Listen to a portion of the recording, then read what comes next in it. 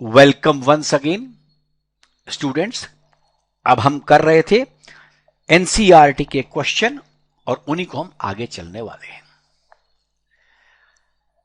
अब आप देखिए आराम से हमारे पास क्या है, इस क्वेश्चन को आराम से पढ़िए। इसमें डेटा थोड़ा ज्यादा है और हर चीज डेटा में काम की है, इसलिए आराम से पढ़ लीजिए।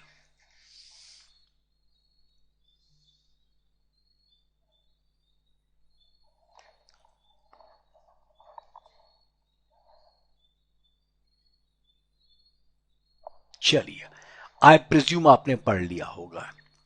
हमें कितना काम करना है, पानी को लेकर जाना है। पानी कितना, जितना 30 मीटर क्यूब में आ जाए। 30 मीटर क्यूब का टैंक है, उसमें मुझे पानी लेकर जाना है और टैंक जो है 40 मीटर ग्राउंड से ऊपर है। ठीक, इस पूरे को करने में मुझे 15 मिनट लग रहे हैं। तो हम इसका वर्क निकाल सकते हैं mgh से, और समय से डिवाइड करके हम उसमें पावर निकाल सकते हैं। अब अगला सवाल जो उसमें दिया हुआ दूसरा, देखिए वो इसने एफिशिएंसी दिया है। एफिशिएंसी का क्या मतलब होता है आप देखिएगा, पुराने से लेकर अभी तक हमेशा एफिशिएंसी क्या है, आपके पास output upon input is efficiency है। Output upon input. अब आपको जो ये काम एक पंप के तरफ से अगर आप सोचेंगे, तो जो काम आपने पानी को उठाने में करना है वो इस समय आपके लिए आउटपुट है। इनपुट कितना होगा, जितनी बिजली लगेगी। और हमेशा इसलिए एफिशिएंसी 100% से कम होता है, इसमें तो ओनली 30% है। तो अब सवाल यह कि कितनी पावर आपको चाहिए होगी, क्योंकि जितनी भी पावर मुझे चाहिए उसका सिर्फ 30% मेरे काम आएगा। ये ध्यान रखिएगा, इसलिए मुझे अवेलेबल पावर जो है वो तो 30% ही रहने वाली है, बाकी सारी वेस्ट हो जाएगी। तो हमें उसको पूरा ध्यान करना है। जो लोग इस क्वेश्चन को समझ चुके हैं वो ट्राई करना शुरू करें वीडियो को दोबारा से बंद करके, और जिन लोगों को समझ आ गया नहीं आया है वो मेरे साथ लगे। आइए पहले मैथ्स निकालते हैं। हमको ये पता होना चाहिए कि डेंसिटी पानी की 1000 केजी पर मीटर क्यूब है। तो मास निकाला हमने, V rho G H 30 metre cube है।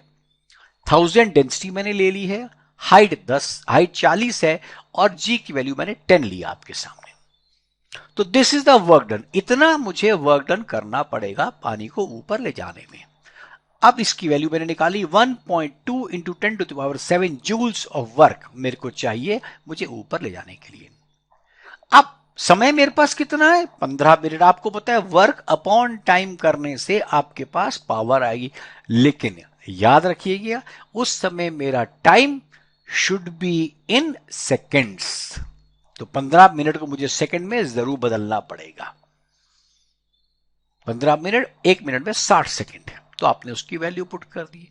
अब इससे मुझे आइडियली पावर जो मिल गई है 1.33 10⁴ वॉट, 13.3 किलो वॉट कह लीजिए, 1.33 10⁴ वॉट कह लीजिए, कुछ भी कह लीजिए।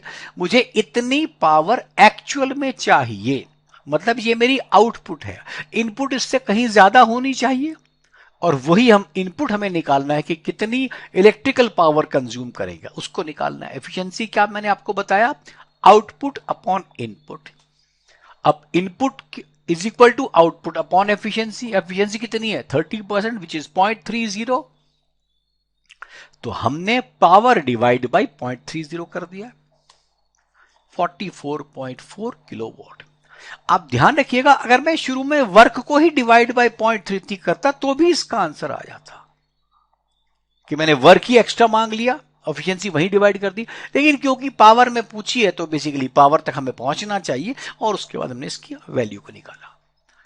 आई प्रिज्यूम आपको यह क्वेश्चन ठीक से समझ आया होगा। आइए अब हम इसके अगले क्वेश्चन पर चलते हैं, एनसीईआरटी के 6.15 के बाद अगला क्वेश्चन देखिए 6.16। पढ़ लीजिए क्वेश्चन को।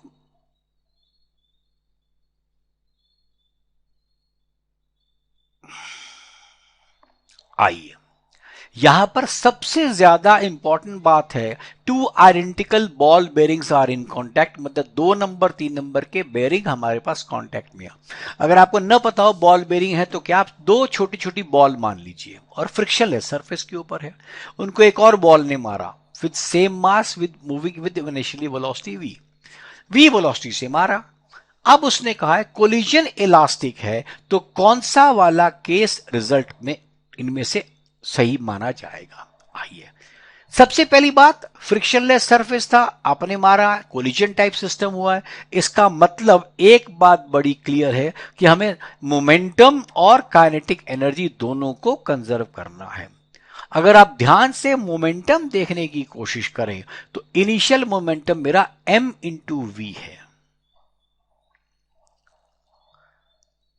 टक्कर लगने से पहले, और टक्कर लगने के बाद अगर आप पहली बॉडी में देखिए तो मेरे पास मास आ गया 2m, वेलोसिटी होगी v/2, तो 2m into v/2 will be mv। Case number 2 है, उसमें मास रह गया एक, वेलोसिटी रह गई v, तो mv, उसका मोमेंटम भी mv है। तीसरे में मेरे पास तीनों मास जुड़ गए, तो मास मेरा बन गया 3m, वेलोसिटी होगी v/3, तो तीनों का मोमेंटम फिर से वही आ गया। तो मोमेंटम वाइज तो ये तीनों के तीनों सेटिस्फाई हो रहे हैं। अब क्या झगड़ा रह गया उसको देखिए। वो कहता है कोलिजन इलास्टिक है। अब आपको यहां ध्यान होना चाहिए कि इलास्टिक कोलिजन का क्या मतलब था। देखिए, इलास्टिक कोलिजन का मतलब है इसमें शुरू और बाद की एनर्जी भी बराबर होनी चाहिए। मोमेंटम तो देखिए नंबर 1, नंबर 2, नंबर 3 तीनों में बराबर आ रहा है। अब हम इसकी एनर्जी निकालते हैं। आइए, फर्स्ट केस की एनर्जी निकालते हैं, half M V square which is half into 2m into V square by 4 which is M V square by 4। इसका मतलब नंबर 1 वाले की काइनेटिक एनर्जी का प्रिंसिपल सेटिस्फाई नहीं हो रहा, वो इलास्टिक कोलिजन में नहीं है। नंबर 2 को देखते हैं, उसमें half m into V square का which is half m into V square, ये आ गया एम वी स्क्वायर बाई 2। इसका मतलब 2 नंबर वाला सिस्टम जो है उसकी काइनेटिक एनर्जी का सिस्टम पहले वाले टक्कर से पहले की काइनेटिक एनर्जी बराबर है। इसका मतलब 2 वाला सिस्टम पॉसिबल है। आइए लग गया तो 3m की निकाल के देखते हैं क्या होता है। आपने देखा 3m को हमने किया तो उसकी value M V square by 6 आ गई। क्लियर? तो आपने देख लिया, सिर्फ नंबर 2 वाला मेरे पास सेटिस्फाइड होगा मोमेंटम और एनर्जी के लिहाज से। ध्यान दीजिएगा, नंबर 1 और नंबर 3 प्रैक्टिकली पॉसिबल कोलिजन है, क्योंकि दोनों में एनर्जी कम आ रही है। एनर्जी ज्यादा आती है तो प्रॉब्लम होती है, लेकिन एनर्जी कम आ रही है तो प्रैक्टिकली पॉसिबल है कुछ एनर्जी बाहर वेस्ट हो जाए। लेकिन टेक्निकली इस क्वेश्चन के लिहाज से हम उसको नहीं ले सकते, क्योंकि इस क्वेश्चन में हमारे पास था हमको मोमेंटम को इक्वेट करना है, क्योंकि वो कोलिजन था, और इलास्टिक कोलिजन होने के कारण हमें काइनेटिक एनर्जी को भी इक्वेट करना था। क्लियर हो गया? आइए इस वीडियो का अगला क्वेश्चन देखते हैं। अब आइए पढ़ लीजिए।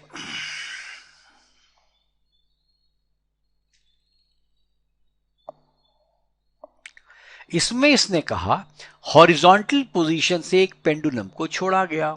अब इसकी स्पीड क्या है, जबकि Bob arrives at the lower most point, सबसे लोअर मोस्ट पॉइंट पे आएगा तो क्या होगा। Given that it dissipates 5% of its internal energy against air resistance. अब देखिए, इसको ऊपर से छोड़ा गया, ये बॉडी नीचे आई। जब ऊपर थी बॉडी में काइनेटिक एनर्जी नहीं थी, बल्कि मात्र पोटेंशियल एनर्जी थी, क्योंकि इज रिलीज फ्रॉम हॉरिजॉन्टल लिखा है। इज रिलीज मतलब उस समय इसकी वेलोसिटी 0 थी। अब धीरे धीरे जब ये बॉडी नीचे आएगी तो इसकी वेलोसिटी बढ़ती जाएगी। अब ये 1.5 मीटर नीचे आ गया, तो उस समय अब सवाल ये आता है, जब 1.5 मीटर नीचे आ गया लोअर मोस्ट पॉइंट पे, तो इसकी उसमें सिर्फ काइनेटिक एनर्जी बच जाएगी। लेकिन यहां पर इसने कहा पोटेंशियल एनर्जी जितनी थी वो काइनेटिक के बराबर थ्योरेटिकली होनी चाहिए थी, लेकिन यहां पर इसने कह दिया 5% of initial energy is lost. इसका मतलब अब आपके पास एनर्जी बची कितनी, 5% तो आप खत्म कर चुके हैं, 95% आपके पास एनर्जी बची है। तो अब सवाल है कि 95% एनर्जी आपके पास बची है, तो उससे आने के बाद हम उससे नई वेलोसिटी निकाल सकते हैं। जिन्हें समझ आ गया उस क्वेश्चन को करें। जिन्हें नहीं आया वो मेरे साथ चलें। आइए, यह theoretically 100% PE is equal to mgh और के हाफ एम स्क्वायर दोनों बराबर होने चाहिए, लेकिन हमको क्या कहा, एनर्जी लॉस्ट कितनी है 5%। इसका मतलब 5% नुकसान होगा तो बची कितनी एनर्जी है 95%। तो मैं इनिशियल एनर्जी का 95% लेकर के हाफ एम स्क्वायर से इक्वल कर दूंगा, mgh into 95 100 is equal to half M square. अब आप एम काट दीजिएगा, वी स्क्वायर की वैल्यू आ जाएगी, it is going to be 190 by 100 into 10 into 1.5, ये वैल्यू 28.5 के आसपास आती है। अब हम इसका स्क्वायर रूट ले लेंगे और स्क्वायर रूट लेके मेरे पास वैल्यू 5.33 मीटर पर सेकेंड आ गई। अगर 100% में से कोई नुकसान नहीं होता तो मैं सीधा mgh को हाफ एम स्क्वायर से इक्वेट करता। ठीक, चलिए, ये था दूसरा वीडियो वर्क पावर एनर्जी पर बेस्ड। आशा करता हूं ये भी आपको समझ आ गए होंगे क्वेश्चन। इनको आप लोग इस्तेमाल करें, अपने मित्रों को दीजिए, फ्रेंड्स को दीजिए, ताकि वो इसको यूज कर सके और इससे क्या है हमारी मेहनत थोड़ी सफल हो जाएगी। Thank you and all the best.